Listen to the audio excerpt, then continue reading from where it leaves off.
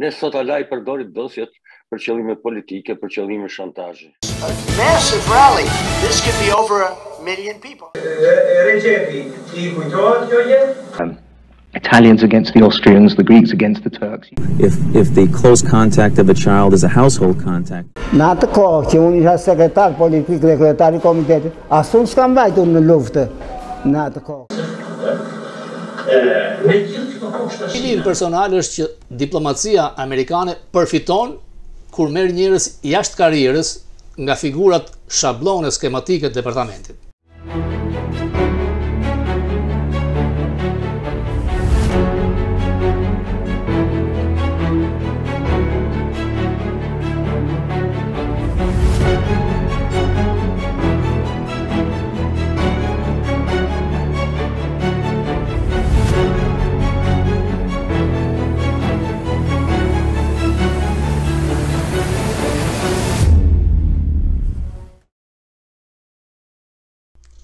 Gjashtë janari 2021, mbi 1 milion vetë protestuan dhe hynë në Capitol Hill.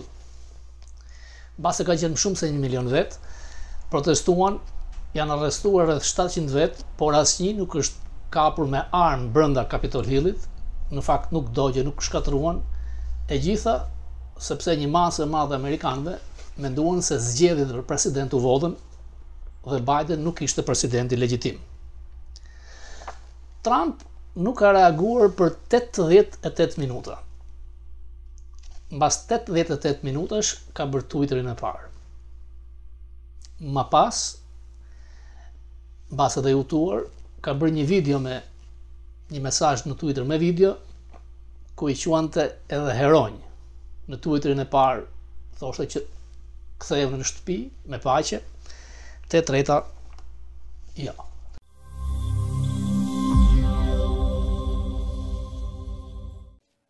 Right now, in state after state, new laws are being written, not to protect the vote, but to deny it.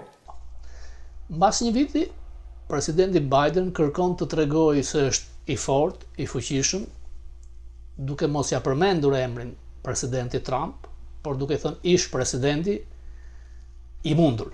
The former president and his supporters have decided the only way for them to win is to suppress your vote and subvert our elections. It's wrong. Në fjalimin e tij, Biden I tregon ose ka dashur të tregojë forcë, edhe pse ekonomia po shkon shumë keq.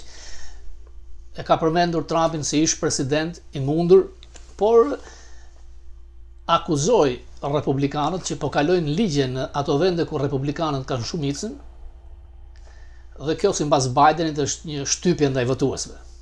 Por çfarë kërkojnë republikanët? Kërkojnë që ti të votosh me kartë identiteti. Demokratët nuk duan. Pra, ti mund të shkosh të votosh pa vërtetuar se kush je. Dhe a kanë faj republikanët. That's where the corruption was.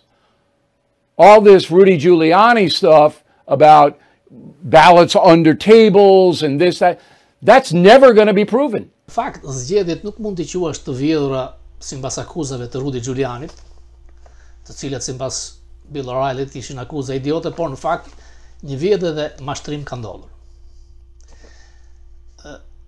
Zuckerberg I Facebookut ka dhënë $420 milion donacione për grupe NGO, të cilat në vendet ku nuk dihet se si do shkonte rezultati, kanë paguar njerëz për të shkuar në shtëpinë e votuesve, për të mësuar se si të votojnë, për të ndihmuar si të votojnë, pastaj kanë marrë votat në zarf dhe I kanë dërguar tek qendrat e votimit. Kjo nuk lejohet në qoftë se ndodh jeni në qendër votimi. Pra askush nuk mund të ndihmojë dikë dhe nuk mund t'i thotë se si të votojë. Pra këtu janë provat që zgjedhjet u vodhën. Dhe këtu duhet ngulmuar sepse akuzat e Giulianit nuk provoheshin kur me vota poshtë tavolinave, po se njerëz të vdekur që kishin votuar. Por $400 milion e Zuckerbergut bën ndryshimin e madh, se nuk kishte mundësi, siç tha dhe Trump, për Bidenin që gjatë gjithë fushatës elektorale u mbyll në bodrum në basement, në debat ishte shumë I dobët, madje siç thotë ai Kamala e shkatroi, të fitonte, ndërkohë që Trump mori më shumë vota se herën e parë. Right now, in state after state, new laws are being written, not to protect the vote, but to deny it. Është dhe diçka tjetër që një ditë më parë se të ndodhte 6 janari, Trump ka kërkuar, i ka sugjeruar sekretarit të Pentagonit mbrojtjes që të çojnë 10.000 ose 20.000 trupa nga garda kombëtare. Por del që Pelosi nuk ka pranuar. To Nancy Pelosi and to Congress, because they're the ones that control it, I would like to recommend 10,000 National Guardsmen to go and to police here just in case. I mean, it's a massive rally. This could be over 1 million people. And by the way, I think it was substantially over 1 million people. Me sa duket, komisioni që kërkon të hetoj 6 janarin, i frigohet shumë një rikandidimit Trumpit në 2024, ai ka deklaruar se do të jetë në garë, kushdo të qoftë nga republikanët, duket se do të jetë fitues. Këtë vit Kongresi, por dhe Senati mund të kalojë nga ata, sepse ekonomia është goditur shumë nga Biden. Dhe një segmenti kur Trump thotë që i sugjerova sekretarit të Pentagonit për 10.000 ose 20.000 trupa. Number of people relative to the people that heard the speeches and went home. And I said 10,000 people. And Nancy Pelosi turned it down. Did you ever ask her why? Did you ever find out? No, I didn't ask her why. Okay. She'd Well, next time I talk to her, I'll ask her. It would be a good thing. Next time you talk to her, ask Right. her. Anybody want to ask her why? But you don't hear that. I mean, I'll bet you most of the people in this audience have never heard that before.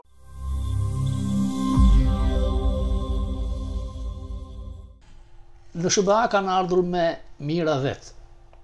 Mbasët e qindra mira me green card, me azil politik, që ende vazhdojnë hynë nga kufiri me Meksikën, por ka dhe ish zyrtar, ish antar të Komiteti Qendror, ish shetues, ish prokuror, dhe kjo është një problem i madh. Unë her pas here do të sjell tek ju dëshmi nga këta njerëz që kanë qenë dhe me pozitë, sot do të kem Peço Kagjini që po afrohet të 100 vjet, jeton në New York, është goditur tek konferenca 56-ës, konferenca Partisë Tiranës, dhe do të ndërthur nga arkivi Focus kur se si përdori Recep Kolli kundër Azbiut, Feqorshejut, dhe duke bërë dhe dëshmi të rreme ndaj tyre. Ta ndjekim. Tiranës që një ndërgjegjësim i antarëve të partisë dhe si me thënë një reflektim mbi jetën e popullit shqiptar, po jo në kuptimin që ta shikonim se e bënin me të keq. Nuk i akuzonim në këtë kohë, por ama shifrim që punët nuk shkonin mirë. Se Fulla Mashova u rrëzua, Tuk Jakova u fut në burg, ai tjetër, ai general që mori dirigegen e hengri më keq. Do më thënë me pak fjalë, filluar gjërat të shkonin jam.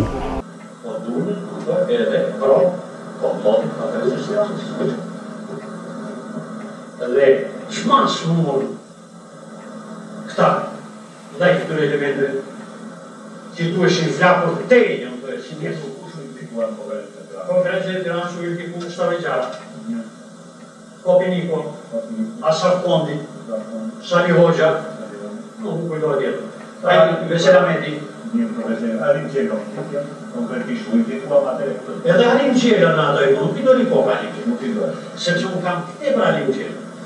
Që Arim Gjela me gjithë se ishte njëri tjetër, me gjithë se ju alatisë sa më dojë familja. Që juve dojë ta një tip, më dojë që origjinë në të ishte, që familje shpijunë që balisës, me gjithë këto poshtësina, ky njëri, me një karakter të topë, një njëri fuqist, unë majtë deri në fund, deri sa jerdhi monja, jashtë të shijës ka tja zbiru, që unë pranë. Vitin 56, thot Fikiret e Shehu, unë i jam paraqitur edhe i kam dërguar të fala në Qalaman, Sala. Fikiret e Shehu antare Komitetit Qendror atëherë. ish grua e feministit. Unë as qalë, as salë nuk njohë. Mundet edhe pa njohë të bëhet kjo jetë. Por unë i them grupit gjykusës se si është e mundur unë një kryetar degë do venja edhe do t'i hipja detyra strategjike Fikret e Sheut për konferencën e Tiranës, kur propaganda ishte buri i saj. Nuk ishte edhe një çështje amerikane. Mori, jo shumë ma qëtëri, po në më shpet, edhe kryetar degën. Njeri kryetar degën numërës tjetër në frire, tjetëri aty në qenën një të mëra. Kështu që desha të jepojit, dhe qatë në ajo që është me kësaj. Temi Sekos, kjo me një bazë, sepse Temi Seko kishte qenë kuadër kryesor në të komisar batalionin në Brigadën e Parë. Dite Ali Berishit me siguri, me Meqeu, Fikret e Sheut, me Dushon Poposhën po në luftës. Ishte qenë në parakun e Shqirimit Tiranës komandant i batalionit special. Fill Mashërimi Shqipërisë, shef i sigurimit të ushtërisë. Ishte Jesidini, më vonë mësej. Shashtuan, to e që mori Kadrias Biu. Edhe Temi Seko, për vetë, më thënë të feminitarin e ti, a i me siguri ishte në hatër me këta. Në procesin e Temi Sekos ishte panajtaku një të zinxhirë në tjetë këto armisë të tjera, qonë të ke Kadrias Biu, qonë të ke Njëlla Zishishi, qonë të ke kapo i tyre, ke me Meqeu, ke Feshoshev. Dhe pra ne këta e në tjetin, të më thëmë, ne mendonim që e në tjetin me pasion, me precedencë, ose në fakt, këre u tishtë kjo çështje e kësaj, sepse po të tishtë të Temi Seko, do të zirë të këta, do të qëtë lidhët e tyre, do të qëtë popër e tyre. Pra ne jam dojë, ku e fillu procesi, pra ne e quën procesin në ato shtigje, ku deshen ta. Në amë të rritin të gjithë ta, po rritin në amë të ndojë, ka më bëndë e tyre me Meqeu.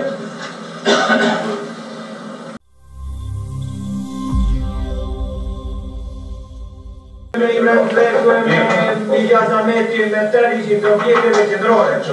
Pra, Recepi i kujtohet kjo jetë? Jo se tha që drejtëria e Tiranës, po këto nuk ishin objekte dhe drejtërisë Tiranës. Po se vetëm e objekte dhe dirigeta e kuqje. E këtyre.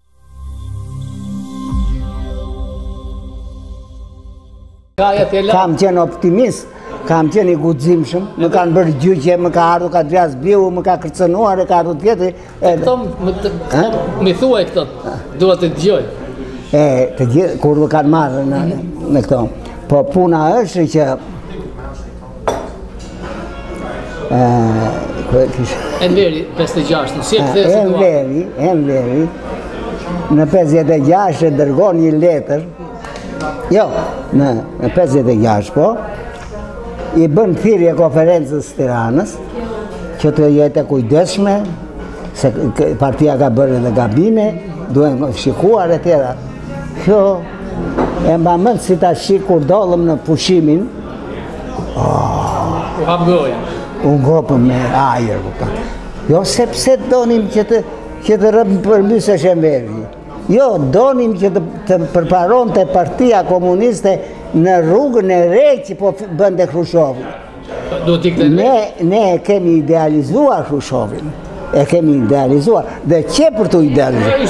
Që për të idealizuar, se po të shikosh tezat e tia janë të habitshme. Gorbaçovi ato bëri bravo.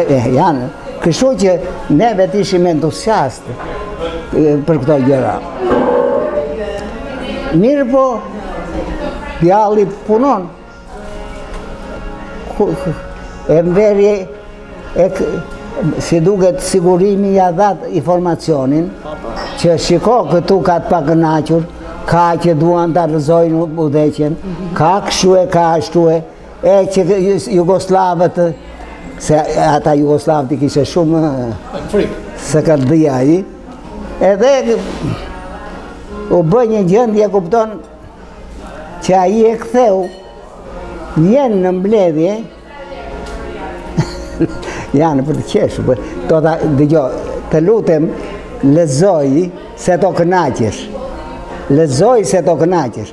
I kam shkruar kaq mirë dhe kaq sinqerisht dhe kaq ndershmërisht dhe kaq sakta sa do të thuash që bravo Peço, nuk ke qenë komunist, po gjërat i ke thënë si kanë qenë të vërtet. Edhe çfarë ndodhi? Kur erdhi në mbledhje, Enveri ishte në Vlorë. Enveri ishte në Vlorë, si ishte në Tiranë. Enveri që në Vlorë, erdhi Enveri. I thanë mos... Edhe kishe bërë letrën. Po i thanë mos dile aty, i thanë. Nuk jenë presidium, i thanë. Ja, nuk është. Nuk është. Mundet. Unë se kam parasysh një gjë tillë. Po një gjë është që... E sulmuan. Për Enverin kishte konsiderat.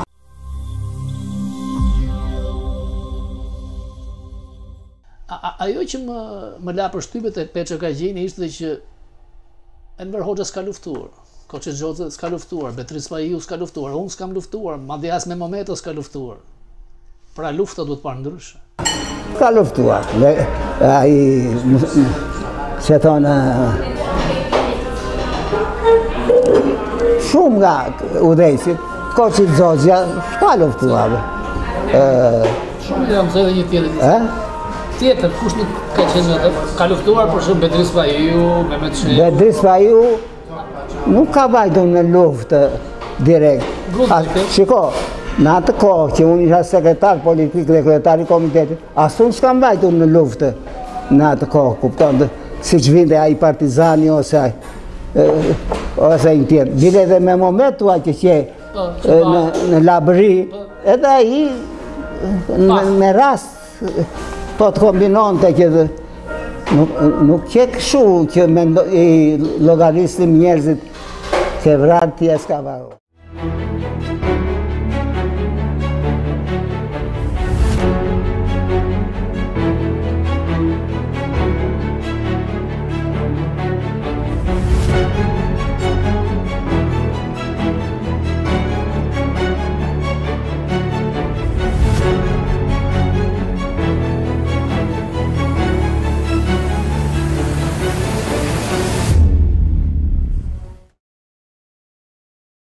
Amerika është themeluar nga kolonët anglosakson. Natyrisht që dëshira e madhe për pavarësi ishte te i cakut se ishin një vend i shtypur nga një tiran, nga një diktator, por është krijuar ideja që mbreti i fundit i Amerikës, George III, sipas filmave që kemi parë, ka qenë i çmendur, despot, diktator, dhe si pasojë e kësaj SBA u ngrit në revolucion për pavarësi. Nuk ka qenë as pak kështu. Është botuar një libër nga një historian i famshëm anglez. Dëgjoni se çfarë thotë. We've got past all of the, we've managed to destigmatize mental illness, thankfully, finally. We don't blame him any longer in the same way that the Whig historians did for so long, for his own madness.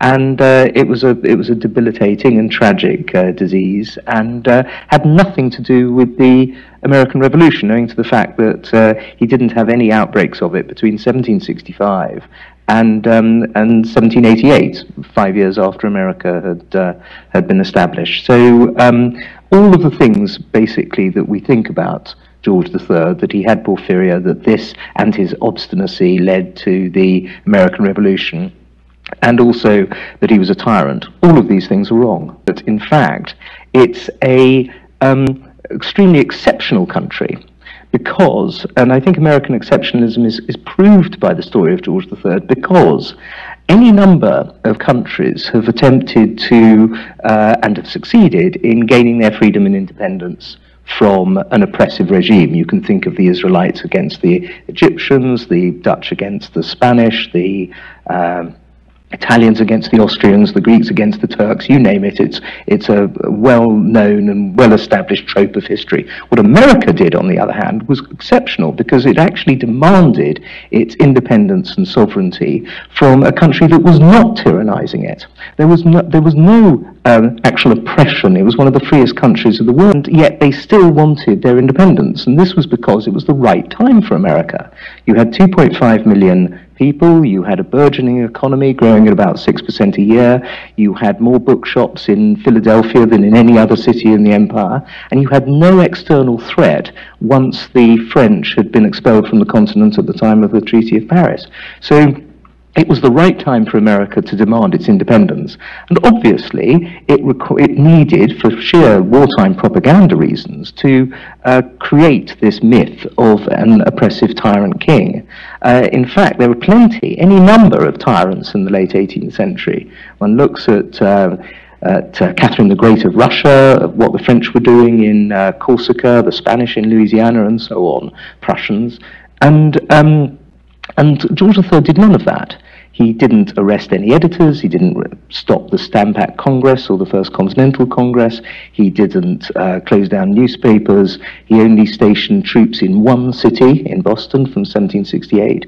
And these are you know, he allowed the common law system to work, and the taxes that he asked for, including the Stamp Act. The American independence was an unstoppable force, I think. It was next to impossible to win that war over 3,000 miles anyway, especially with the Germain Plan, the strategic plan that the British imposed. The admirals and the generals hated each other. Most of the British bureaucracy didn't get on with each other. There were any numbers of problems, but these were not the king's fault. You know, this was the government's fault. This was Lord North and the cabinet. But ultimately, if the English-speaking peoples had stayed together in the late 18th century, continued, if by the time of the First World War, it would have been impossible for the Germans to have started that war. Because the combined power of Britain and America today would have been impossible to have stood up against. So you don't get a First World War, or the Bolsheviks, or the Nazis. The world would have been a much happier place. And they are universally, viciously negative. The words dictator, despot, tyrant, and so on, are the only words that are ever used about George III, and there isn't a day that doesn't go by where somebody somewhere says that he was a tyrant. And it struck me as being an absurdity to consider this essentially benevolent monarch as a vicious tyrant. As I say, we know what tyrants look like in those days, and he wasn't one of them. So I thought it was worthwhile publishing this book. The reviews have been very generous, as Victor kindly said. It's been chosen as the book of the year in England. So I'm just keeping my fingers crossed that you might have the same mature and open-minded attitude. At the time of the Stamp Act Congress, the Virginian and the South Carolinian delegations were ordered by their provinces not to accept representation if it were offered. By the time of the peace offers of the Carlisle Commission of 1778, where representation was on the cards if the Americans wanted it, it was of course too late because they'd been fighting for 3 years. But I don't think that you can claim the great wrong of no taxation without representation if you're already going to turn down the offer of representation. I'm Bob. Was a very devout and practicing Christian. There isn't a page of those 100,000 pages that the Queen has made available that show any of this kind of aggression or viciousness, let alone sadism, that Lin-Manuel Miranda perfectly understandably came up with.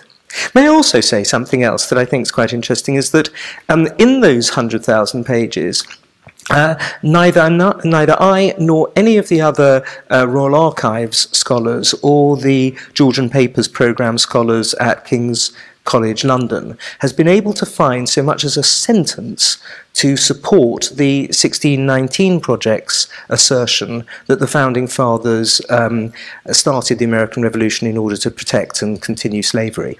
There was no plan at all on behalf of the British government to extend the 1772 Mansfield Judgment, let alone the 1215 Magna Carta abolition of serfdom, to America. About this book was that he wasn't somebody who would travel to America. He was King of Ireland and King of Scotland. He never went to Ireland or Scotland. He was Elector of Hanover, never went to Hanover.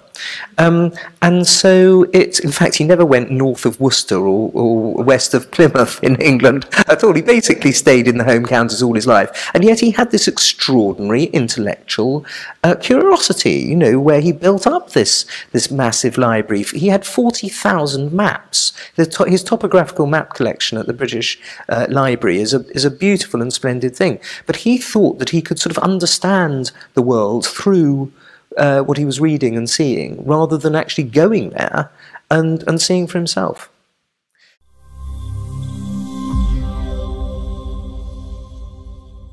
Ju thash që Biden kërkoi të ishte me potencë të fjalimi 6 janarit, por nuk foli për Covidin, sepse gjatë një viti në pushtet të presidentit Biden kanë vdekur më shumë njerëz nga Covid se vitin e fundit presidenti Trump. Dhe askush nuk e thot. Edhe pse Trump ka thënë që ne bëm 3 vaksina. Ndërkohë, akuzat mëdha ka pasur për Fauci, duke e sjellë një video si gabonte ai dikur për SIDA-n, dhe sot përsëri akuzohet se po gabon për Covid. Ta ndjekim Fauci. When you say other close contact, give me some examples. Well, for example, if the close contact of a child is a household contact, perhaps there will be a certain number of cases of individual who are just living with and in close contact with someone with AIDS or at risk of AIDS, who does not necessarily have to have intimate sexual contact or share a needle, but just the ordinary close contact that one sees in normal interpersonal relationships. Yeah, wrong. That's absolutely wrong. You can only get AIDS through intimate sexual contact and drug needles.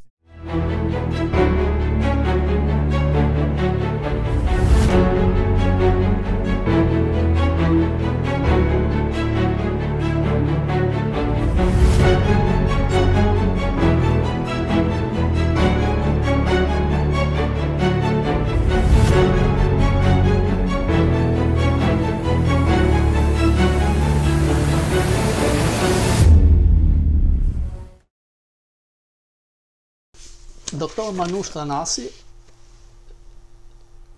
ka sjell për fokusin kujtimet që ka nga 17 dhjetori i vrasjes së Shehut, takimet që ka pasur me Asim Alikon, të cilin shumë mund ta konsiderojnë si kriminal sepse ka qenë tek të futurit tek bandat e diversantëve, por ka pasur tragjedi familjare. Dhe do ta kemë një speciale të plot mbase për javën tjetër, por i kërkova një mendim doktor Thanasit, sepse pash që kishte shkruar në Facebook që Basha vuan nga sëmundje bipolare. Pra ka dhe probleme psiqike me veprimet e tij. Ta ndjekim. Veprimet dhe mos veprimet e tija të kohëve të fundit, tregojnë që ai është një viktim e një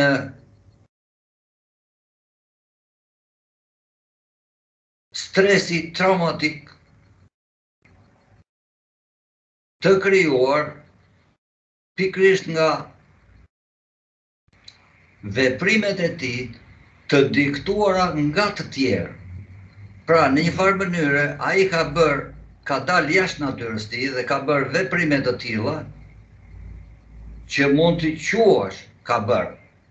Dyshohet se nuk kam asnjë lloj prove, por ka dalë nga vetvetja dhe me që ka dalë nga vetvetja, sjelljet e tij janë tipike të njeriu që është me kajte delirante të persekutimit. Pra, ai dyshon që do të do ta vrasin, do ta eliminojnë, prandaj ka vënë nga 2-4 bodyguarda, nga derë, super derë. Po të ketë mundësi të kryoj dhe në i makrobunker. Këto psikopat, këto psikoza, Psiqike. po janë, se janë, pavarësisht mund të jenë në një teren real, korupcioni, abuzimet e tjera, po në natyrën e tij, në kulturën e tij, në formimin e tij, në rritjen e tij, këto veprime në një moshë të caktuar krijojnë pikërisht këto sjelljet që e bëjnë atë të dyzuar në personalitet.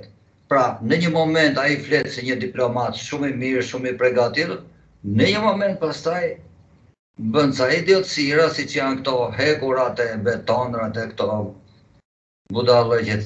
Pra, nuk mund ta quaj unë atë, siç thuhet aty, që ky është mafioz. Mafiozët nuk bëjnë budallëqe. Mafiozi i shekullit 21 është ustad, është mjesht. Ja, ai është mediokër, po ka problem psiqik.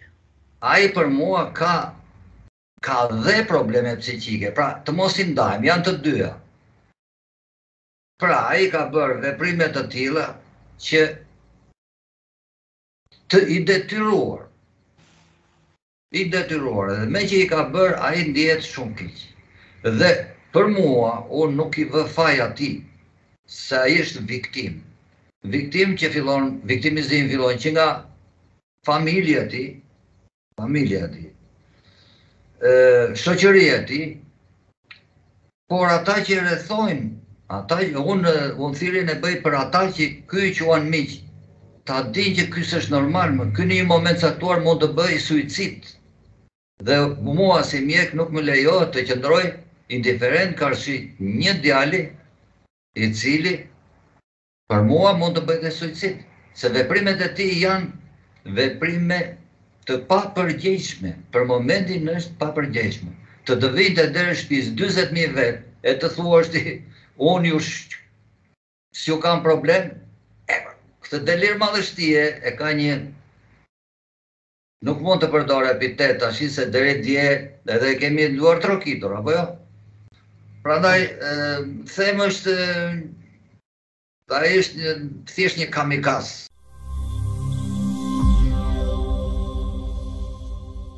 Ja thash që në SBA kanë ardhur emigrantë shqiptarë që janë nga shtresat ndryshme. Ka dhe nga ata të përndjekur, të përsekutuar. Një ndërta është Lek Mirakaj, që 5 vjeç internime dhe burg. I ati ti o Aratis, ish ministri mbrojtjes në kohën e Italisë fashiste, por që mori azil në Amerikë, ka qenë këtu. Këta shqiptarë kanë të drejtë të marrin dosjen e tyre. Lek Mirakaj e ka marrë, por thotë që dosja është shumë e reduktuar, sepse del falsiteti i luftës klasave, nuk duan që të dalë realisht se çka pasur dosja jonë, ndërkohë që dalin të tjerë me 300 ose 400 faqe. Me sa di unë ju e keni marrë dosjen tuaj. Po, ka marrë. Sa faqe ishte kjo dosje dhe pse nuk e keni marrë më parë? Dyshonit se mund të gjejë ndonjë gjë që të papritura, doja të harroje? Që komunistët kishin një sistem dosjesh për to e që ishin përsosur, pavarësisht se ishin jo aq kualitativ. Sot, mas 30 vjeç, këto duhet kishin kaluar në arkivat të shtetit, kishin material për studimet e historianëve, e sociologëve, për të pasur se çfarë të merresh ka prodhuar jo diktaturë. Ne sot alaj përdorit dosjet për qëllime politike, për qëllime shantazhi. Unë kam marrë qenë në atë kohë, që në atë periudhë. Kam marrë një dosje të reduktuar, për arsye se kam vënë një gjë interesante është, por kam vënë një gjë. Dosjet tona, edhe të një pjesë të mirë të shokëve të mi, që janë të një kategorie, një prej backgroundi, si të thush, janë ose eliminu komplet, ose reduktu. Ndërsa janë lënë dosjet të tjera, me 100 faqe, për publikun, që i serviret publikut dikush që as ka qenë burg, luan e heroi. As ka qenë për po ja zhvillon dispozicion një dosje me qindra faqe, edhe megjithatë ajo s'ka vujt nga ajo dosje, s'ka pas gjë. Nërsa unë, si thashë, në kam marrë dosjen time që në fillimit e saj, edhe e kam pa që është reduktume, për arsye se në faqen e parë të saj, ka fotografin time, kur unë kam qenë djalë i fare, 18 vjeç, dosja. Pastaj zhvillim gjatë viteve, ka depënime aty që janë edhe 73 ose baherët, por që nuk ka asnjë material për të, janë një grumull materialesh për të cilat unë u dënova. U dënova 10 vjet burg për arsye se gjëja kisha thënë që norma e madhe. Gjëra që shara që ti shofish atë dosje është skandal. Është një dosje aty dhe një akuzë aty sa që edhe polici që më shoqëronte në gjyq, që në atë kohë se i patëm fillu me i vesh policët edhe ushtar. Dhe më shoqëroi kur dolën gjykata për marrë vendimin që u tërhoq, edhe ngela vetëm unë aty me te, erdhi aty para me sa, të dënu kot fare, tha. Ai kalama, ishte 19 vjeç djalë. E kuptonte se të dënohet tjetri se ke thënë norma e madhe, kur norma ishte 14 metër kub, 10 kërmoshe kanal, 14 metër kub, vetëm ti numërojsh. Edhe pas kam thënë një rast, ti numërojsh plodhin këto, jo ti bësh. Edhe ky ishte faj, po kam nejse. Dosja ka filluar kur keni qenë 17 vjeç? A kishte Fotografia është aty, por unë thash, dosjet tona janë të reduktuar. Dosjen që më ka dhënë mua në dispozicion fillon nga 87. Edhe, sikur gjatë interesante, thash edhe një Robert, se për ne, ja po të cilë disa raste, dine, i vujto, 25 burgjeve dhe internime, Kurt Kola, figure njohur, Sokol Mirakaj, i njëjti, që ka bërë 27 vjetë internim, nuk ka dosje, i kanë zhduk si tona.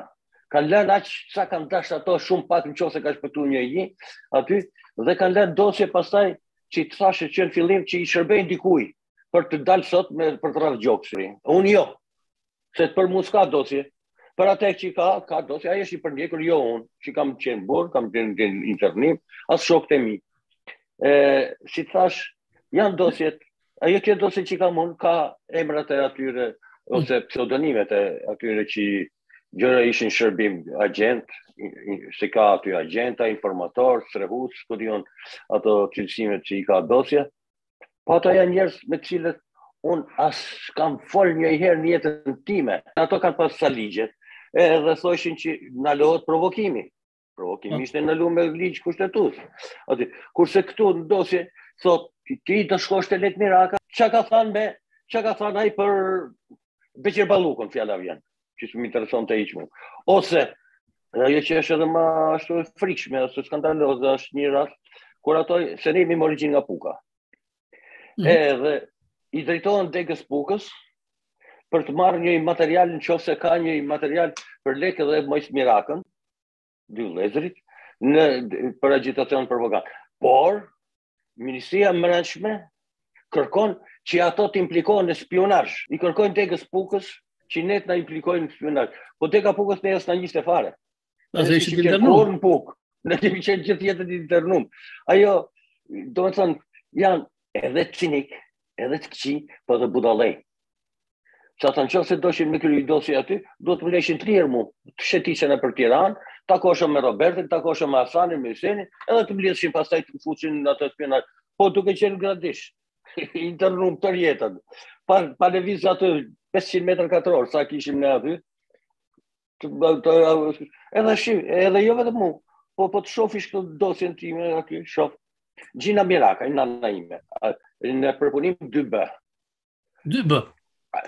2B, kontingente për spionazhin italian. Hecë gjeje ti.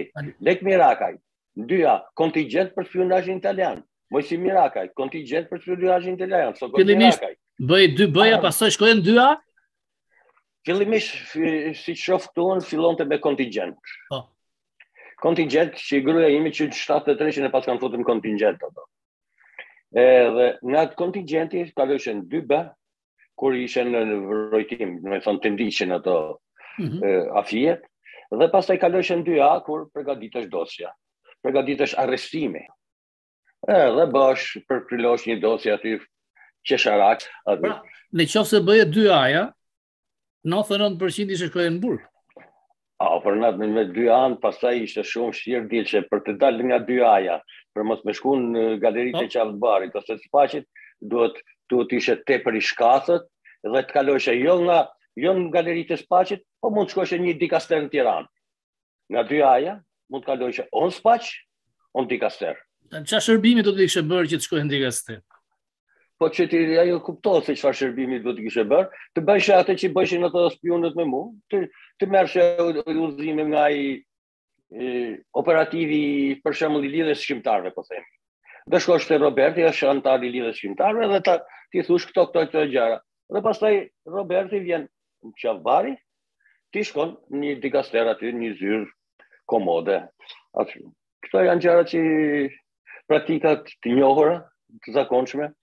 Dhe me qire Rafjaka më bjen keq se pash një ditë, një emision të një figurët njohur, i njohur, ka qenë dhe në funksione politike, që thot, kam dosjen, thot, me 100 sa faqe, këtë janë se sa, 3 fishi dosjes time, 28 spiona, aty, në 2A gjithë kohën pas ka qenë, por në përqudi në vend që të vinte atje me mu, që kishin ardhur shumë familje komunistësh, që në kisha atje Ismail Farkën që vite nga shtëpia i Farkës. Po ishte burr zotni, ishte burr i ndershëm. E kishin dënuar aty edhe ridenuar prapë për arsye se nuk pranonte me bë atë kapërcimin nga 2A-ja në dikaster. Ai nuk e pranonte, rrinte në burg aty me mu. Ky tjetër lëvdohesh, ose kap dosjen atë. Mos zotni, tip gjithë këto vite i përndjekur me dosjet, pas gjithë të spionën kurrit.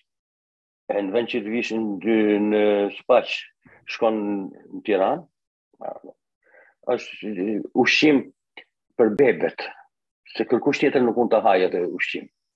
Është shumë banale. Ajo nuk e di pse bën atë punë. Ke pas dosje, maje për vetë aty, kër njeris po i binte në qafë. Pse del edhe bësh objekt bisedash. Se mu më ofendon ajo punë. Të dosje që ke parë, ka vetëm pseudonime, po di dhe kush janë pseudonime, për shumë Lulja, Gjethi, Prasi. Po, unë i kam ato pseudonime që i kam unë këtu, që janë përdorur për gjyq, janë krejt njerëz pas një lloj vlere. Janë aty dosje për shembull thotë Robert se për kuriozitet. Të arrestohet filani Lek Mirakaj, do të arrestohet te vendi i punës. Ato me thënë, ato planifikojnë ku do shkojmë punojmë në atë ditë, dhe do të vinë të më arrestojnë të vendi punës. Dhe grupi që do kryej arrestimin, do të jetë i përbërë nga hetuesi Filani, Zamir Stefani, operativi Ajasfera, polici që ishte i plotfuqishëm Filani se harroi emrin, edhe punojnë si i zbatim ligj zbatim vendimeve, diçka të tillë. Dhe bukra ishte se ky personi që do ishte i ligjeve dhe i zbatimit vendimeve, ky nuk dinte se pse ka ardhur atje. Nuk i besojshin as këtij ata. Që ishin veprimtari. Sa vjet u dënove? 10 vjet. Sa vjet bëre? Unë bëra 7 vjet e disa muaj për arsye se u bën 2 amnisti. Një u bën 82-shin mazurasis me Mbetsheu dhe një në 86-ën, përfitova mjaft nga amnistia se isha në fillim të burgut. Plus edhe me punë, që fitova se punojsha. Mbas burgut prapë internim? Po, atje prapë në Gradisht, prapë. Por problemi është se, e interesante është se gjatë gjithë kësaj përkthashe edhe njerë dosjet tona i kanë shtu. 8 vjetë e burgut gati. Unë s'kam asnjë shënim aty për gjithë kohën e burgut. Që në burg me siguri unë kisha njerëz që më rishin çdo ditë mrapa.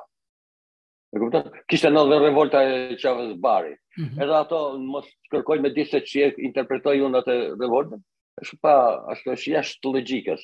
Po i kanë zhduk, nuk kanë dash për ne, elementin si puna ime, shokët e mi, të kenë dokumenta, se do të shifesh aty falsiteti i asaj të qyturës luftë klasash. Do shifesh se sa qesharake kanë qenë akuzat. Ishte akuza ishte, shiko, akuza më e rëndë që më bëhet mua aty, është motivimi, kush është Lek Mirakaj. Edhe motivimi. Lek Mirakaj është tipi zgjuar, tipi guximshëm, lexon shumë dhe kanë respekt shokët. Kjo ishte mase e mjaftueshme, pastaj për me të vesh ato kanali i madh dhe kanali i vogël. A kupton? Kjo ishte. Ne i kanë zhduk dosjet. Nuk kemi asnjë në shokët e mi. Se do duket falsiteti i të gjithë akuzës, i asaj të shqyqytur luftë klasash. Që si ishte asgjë. Pra ta thash edhe në fillim bisedës, Robert, dosjet janë një vlerë për të njoftë historinë. Po ti përdorish edhe sot për atë, kjo u bë për arsye se për para 30 vjetësh u lujt jo të ndershme. Se atëherë ishin dashap dosjet, dhe sot do kishim një politikë të pastrume, nuk do kishim nevojë ti je spion apo ti si je spion.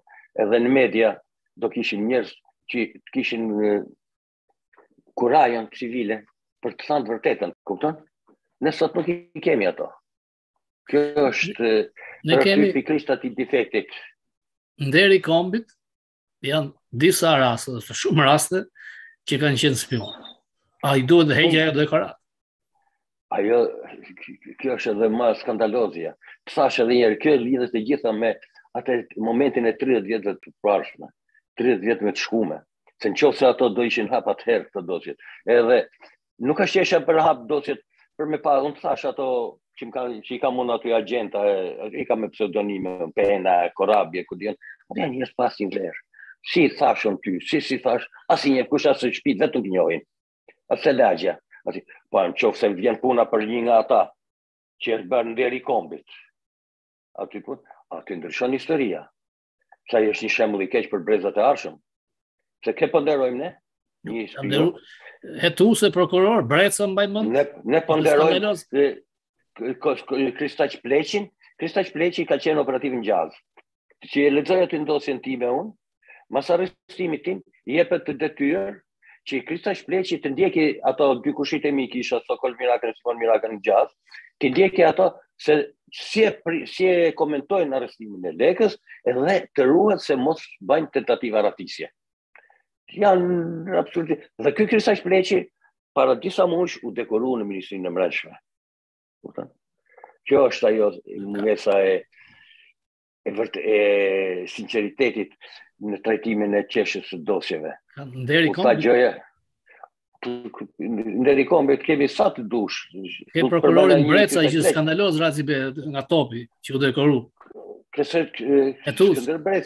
Skënder Breca jo ka qenë hetus, por ka qenë ashautor i një protagonist i një gjyqi ku janë dënuar 12 vet me vdekje.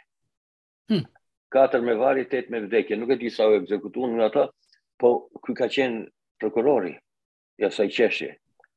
Edhe fatkeqësia është se ky u bëi keq kur shkelin kallët dikuj. Se për fillimisht ky ishte mjaft i mirë, ishte prokuror, ka vazhduar edhe në kohën e demokracisë apo jo? I know. Kështu që u bëj keq kur dikuj i shkelin kallë. Nuk është vetëm ky. Sa janë si ky, kemi artista që kanë marrë titullin deri kombit e kanë qenë, dije që kanë qenë spion. I kanë dalë edhe emrat, i kanë dalë. Edhe po s'kam qenë aq shumë spion, ka thënë. Merr me justifikimi. Po nuk është puna të spionat, po kush i bëri këto spiona? Edhe sot flitet, çfarë themon për këtë dosjen time, për ato gjyqtarët që i kanë spionu për mua se ka qenë norma e madhe, 12 metër kub, dhe e madhe. Jo, qeshja është kush e bëri atë ashtu. Ajo është aty. Ajo po lihet në heshtje. Janë bërë dhe me masa shtërnguese. Ka pasur një dosje edhe për Vatrën këtu dhe për shqiptarët këtu, që kanë jetuar. A ke parë ndonjë, pa diskutim, ka qenë një përgjyrë dhe atë ju e këtu? Po, baba im nuk ka qenë punë me Vatrën, nuk ka qenë... Vetëm ajo është dalë, duhet t'jetë ndosje tjetër.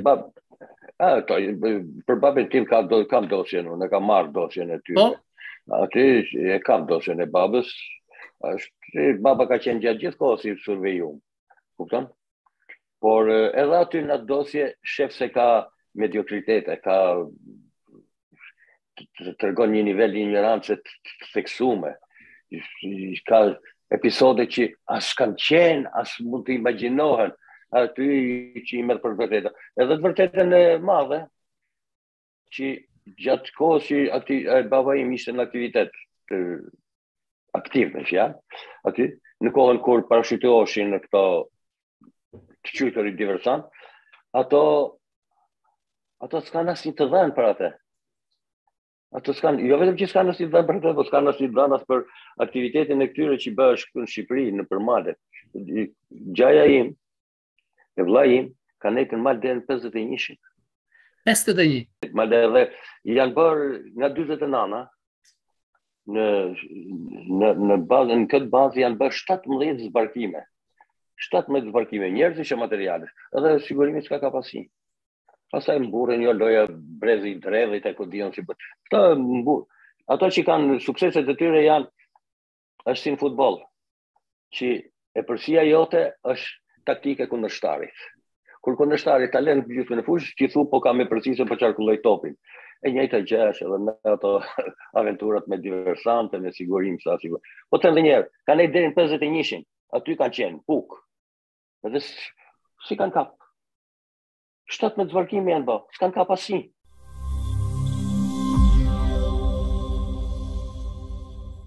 Mbas bllokimit që janë bërë nominimeve të presidentit Biden për ambasadorët, kanë filluar një tërheqje nga 2 senatorë republikan, Ted Cruz dhe Rubio, të cilët kishin bërë bllokimin. Emmanuel Khan ishte majori i Chicagos, ka kaluar për në Japoni, ndërkohë që vajza e presidentit Kennedy do të kalojë për Australi, edhe pse ka krijuar probleme dikur kur ka qenë në Japoni. Por ajo që bën përshtypje është që në tetor u nominua për në Greqi për herë të parë, mbas 30 vitesh, dikush që nuk është në karrierën e skemave burokratëve ultraliberal të njohur si njerëz të Soros të Departamentit të Shtetit. Pra, në Greqi do të ketë një emrim politik. James Chunis është nga zona Peloponezit dhe nga mbiemri mund të jetë Darbanitas. Deri në moshën 5-6 vjeçare s'ka folur fare anglisht. Është pronari një rrjeti e hotelesh, por në bordet e spitalit Nassau, në Long Island, tek bordi i Bryant Park, park publik por që kontrollohet nga biznes privat, pra ka aftësi manageriale. Ka lidhje të mëdha dhe rol tek lobi grek-amerikan, duhet thënë që grekët në të shumt janë demokrat, rrallë ka republikan, por ky është dikush që në 2014 u ofrua nga Obama për ambasador në Norvegji, por dështoi në hearing senat. Nuk kishte kulturën minimale për një ambasador, dhe gafat atij shkuan deri aty se ai deklaroi që Norvegjia ka president kur dihet që janë mbretëri. Këtë radhë duket se është më e lehtë në hearing që do zhvillohet javën tjetër, sepse siç tha dhe Biden, ai është njëri që e njeh Greqinë, ka kontakte, njeh greqishtën, dhe kryetari në Senat Menendez ka dhënë shenjat që do të kalojë. A ndikon kjo për Shqipërinë? Nuk ka shumë rëndësi për ne se kush do të jetë ambasadori amerikan në Greqi, do të jetë politik pra nga jashtë, apo një emërim karriere siç është Yuri Kim në Shqipëri me nivel të ulët.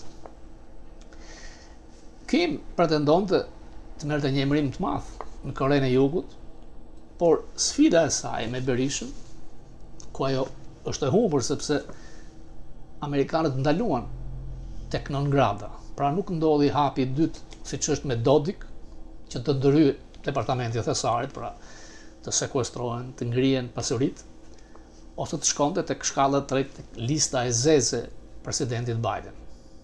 Amerikanët, unë kam thënë që presin balancën nga do të shkojë, dhe amerikanët gjithmonë janë me të fortin. Dhe kjo është provuar. E kanë luftuar egër Berishën në 96, në 97, por e lejuan të rikthehet. Problemet për korrupsionet janë personale. Dosja ende nuk e ka treguar forcën, nuk jepet. Dhe rasti se si u veprua me Dodik me njëherë, sepse doli kundra platformës amerikane, duket që dosit ose janë gati për një kohë gjatë ose nuk ka nevojë për dosje. Sepse në atë presidencë të Bosnjës nuk është vetëm Dodik i korruptuar, por ai u veçua për qëndrimin anti-amerikan. Natyrisht ajo që ndodh në Shqipëri, inicien duhet ta ketë marrë nga Jurikin në përplasjen për reformën e drejtësisë, por në fundit demokracia është vot, janë numra dhe i forti vazhdon të ndërtoj kesin e tij. Por me të gjitha këto, shqiptarët nuk duhet largohen nga lati në madh, nga Amerika, sepse historikisht, por dhe për sot, na konsiderojnë si aktor kryesor në Ballkan. Ardhja e zyrës së forcave speciale është një shenjë. Por në luftën për korrupsion, departamenti i cili është ultraliberal e kontrollohet nga njerëz Soros, e kemi thënë, nuk duhet të jetë i njanshëm. Akuza masive për korrupsion ka për Ramën, për Metën, për ish-ministrat të tjerë, dhe duket se me kërkesën për heqjen e imunitetit me diut dhe një deputeti socialist, SPAK do të nisë një seri për të pasur dhe ministrat dënuar në Shqipëri. Dihet që korrupsioni është shumë i madh. Por ajo pjesë e shqiptarëve që ndihen më afër me amerikanët, më të djathtë, nuk ndihen mirë kur veprime të burokratëve të ambasadës, që është Jurikin, janë të njanshme, trekon me oligark, foto të pa kuptim të turpshme me një kryetar bashkie të akuzuar për korrupsion, siç është rasti i fundit me incineratorët. Ndaj diplomatët perëndimorë duhet dinë që të mos na trajtojnë si republikë bananësh, por të na ndihmojnë. Dhe ndihma më e madhe kryesore është te sistemi zgjedhor, pikërisht aty ku krijohet pastaj e gjithë ajo që vjen, sepse nga partitë kemi emrimin e drejtësisë, emrimet e tjera. Partitë janë si bunker. Kanë qenë si metaforë bunker, por fatkeqësisht edhe fizikisht. Atë ditë që do të bëhet çbunkerizimi dhe vota do të jetë e shenjtë për të zgjedhur një kryetar partie dhe një deputet, do të jetë ndihma më e madhe që jepet nga leatët tanë për ne, për brezin e ri, që gjithkush mund të aspirojë që të ketë drejt të votohet të ty në parlament. Natyrisht që shembujt vinë nga përtej oqeanit, por ajo që ndodhi në 6 janar e krijoi një shije të keqe, se edhe këtu, në vendin më të madh të demokracisë ka probleme dhe kam parasysh që nga ata që janë arrestuar janë rreth 700 vet për ngritjen, po i themi, që ndodhin në Capitol Hill, 1/3 janë veteranë të luftës ish ushtarak, të cilët e ndjejnë që, siç thanë, kongresmen dhe senator në të shumtë nuk janë atje për të na përfaqësuar ne, por janë si stil jetese. Ata e pëlqejnë këtë stil jetese. Amandamenti i dytë na jep të drejtën për armë, për të vetë mbrojtur, thonë, po dhe për të përmbysur një qeveri kur është despotike. Pra kjo ndodhi në 6 janar. Krizat janë kudo, por vota është e shtrenjtë. Dhe duke pasur votë lirë tek ne, do të ketë punësi për të hequr klasën e emëruar në 90 nga Alia, nga të dyja krahët, për të dënuar krimin dhe për të dhënë shpresë njerëzve të mos ikin. Nga unë, Robert Papa.